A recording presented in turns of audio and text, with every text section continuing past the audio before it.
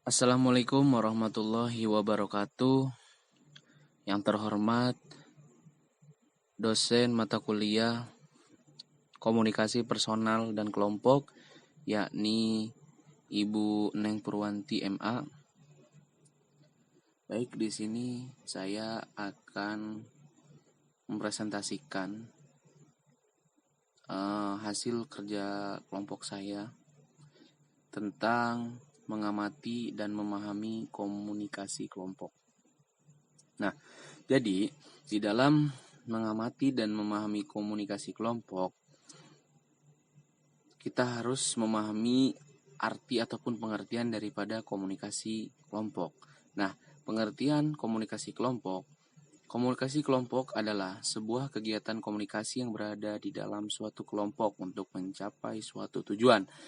Jadi, pengertian daripada komunikasi kelompok ini adalah untuk sebuah kegiatan komunikasi yang berada di dalam satu kelompok untuk mencapai suatu tujuan ataupun yang diinginkan dari kelompok tersebut.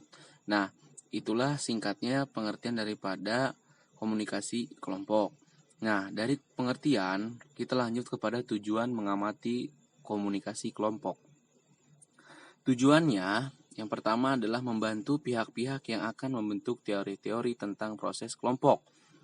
Nah, 2. Memperkenankan suatu data yang berguna dalam penelitian yang menguji dan menyaring teori-teori proses kelompok. Yang ketiga, menyajikan suatu strategi yang implisit untuk dapat memahami proses-proses kelompok. Nah, jadi ada 3 poin dalam tujuan mengamati komunikasi kelompok, yang mana membantu pihak-pihak yang akan membentuk teori. Nah, jadi dalam tujuannya kita bisa membantu pihak-pihak yang akan membentuk teori-teori tentang proses kelompok. Yang keduanya, kita juga bertujuan memperkenalkan suatu data yang berguna dalam penelitian bagi kelompok. Nah, yang ketiga, itu menyajikan suatu strategi dan yang dapat memahami ataupun dapat dipahami proses-prosesnya oleh kelompok. Nah, itulah tujuan-tujuannya. Nah, dari tujuan itu ada sistem intelektif dan antar pribadi.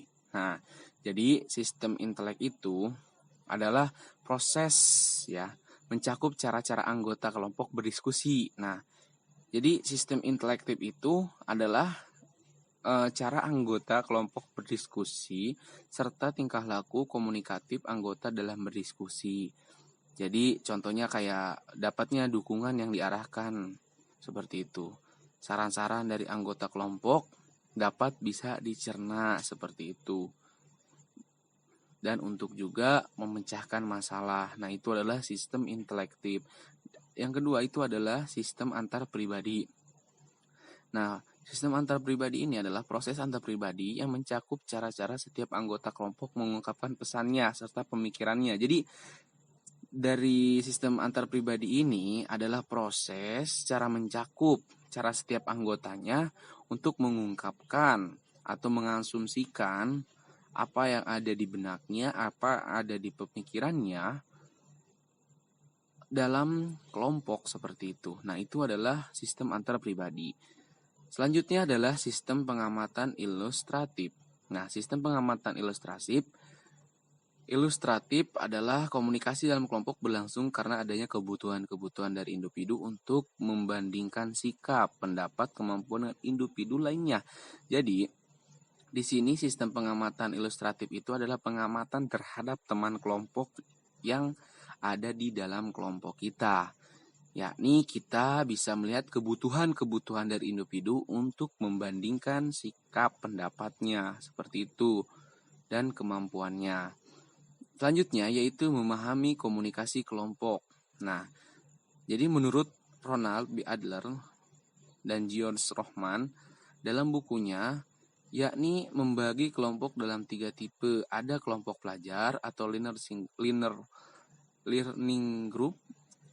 Yang kedua adalah kelompok pertumbuhan. Nah, dan kelompok pemecahan masalah.